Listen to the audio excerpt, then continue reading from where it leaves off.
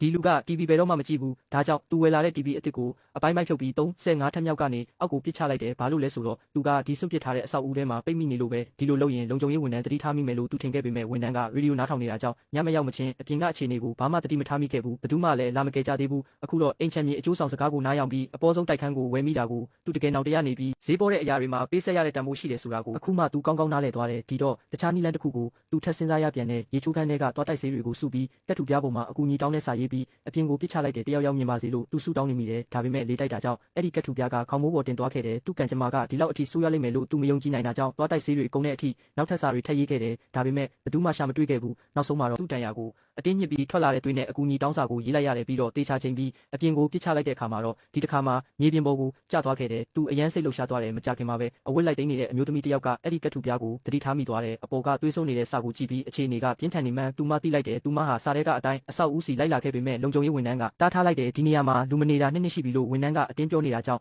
အမျိုးသမီးလည်းအဲ့ဒီကက်ထူပြားကိုယူပြီးပြန်လှည့်သွားခဲ့ရတယ်လူသားရဲ့နောက်ဆုံးမျှော်လင့်ချက်ကပျောက်ဆုံးသွားခဲ့ပြီးသူစိတ်တူတူနဲ့လက်ရမ်းတွေကိုကန်လိုက်တာကြောင့်ဟသွားတဲ့နေရာကနေတွတ်ဆုပ်မနေပဲအပြင်ကိုထွက်လိုက်တယ်ဒါပေမဲ့ပေယာပေါင်းများစွာမြင့်တဲ့အမြင့်ကိုကြည့်လိုက်မိတဲ့အခါမှာတော့သူငြိမ်ကျသွားပြီးနောက်တရသွားတယ်ဒါပေမဲ့ပြန်တက်ဖို့လည်းသူမရဲတော့ဘူးအခက်ခဲဆုံးကအထက်တွေကြားကနေရန်ကိုဖျက်ကျော်ဖို့ပဲသူဟာကြောက်စိတ်ကိုအတက်နိုင်ဆုံးထိန်းချုပ်ထားရတဲ့ချုံးမွေ့နေတဲ့နေရန်မျက်နှာပြင်ကခြေနှင်းစရာနေရာမရှိတာကြောင့်လက်မောင်းအားကိုပဲတုံးပြီးအောက်ကိုဆင်းခဲ့ရတယ်နိုင်ဝက်လောက်ကြာပြီးတဲ့နောက်မှာတော့သူဟာ30ထပ်မြောက်ကိုအံ့ဩစရာကောင်းလောက်အောင်ရောက်ရှိသွားခဲ့တယ်အဲ့ဒါကသူ့ကိုကိုယုံကြည်မှုရှိလာစေတယ်သူဟာတဖြည်းဖြည်းချင်းမစင်းတော့ပဲနှစ်ထပ်လောက်ကိုကျော်ဆင်းဖို့ကြိုးစားခဲ့တယ်ဒီလိုအယုံကြည်လွန်ကဲမှုကပဲအခြေအနေကိုပိုဆိုးသွားစေခဲ့တာပါသူခြေထောက်ကိုဆန့်ထုတ်လိုက်ပေမဲ့အဲ့ဒီမှာလက်ရမ်းမရှိတာကိုတွေ့လိုက်ရတယ်သူအယမ်းလန့်သွားပြီးခြေထောက်ကိုအမြန်ပြန်ရုပ်ကအပေါ်ကိုအသေးအတန်ပြန်တက်ခဲ့ရတယ်သူအသက်ကိုပြင်းပြင်းရှူနေရပြီးနှလုံးတွေလည်းဒလုံးခုန်နေတယ်စိတ်ပြန်အေးသွားတဲ့အခါမှာတော့သူပိတ်မိနေပြီဆိုတာသိလိုက်ရတယ်အခုမှနောက်ပြန်လှည့်ရင်သူအသက်ရှင်မှာမဟုတ်တော့ဘူး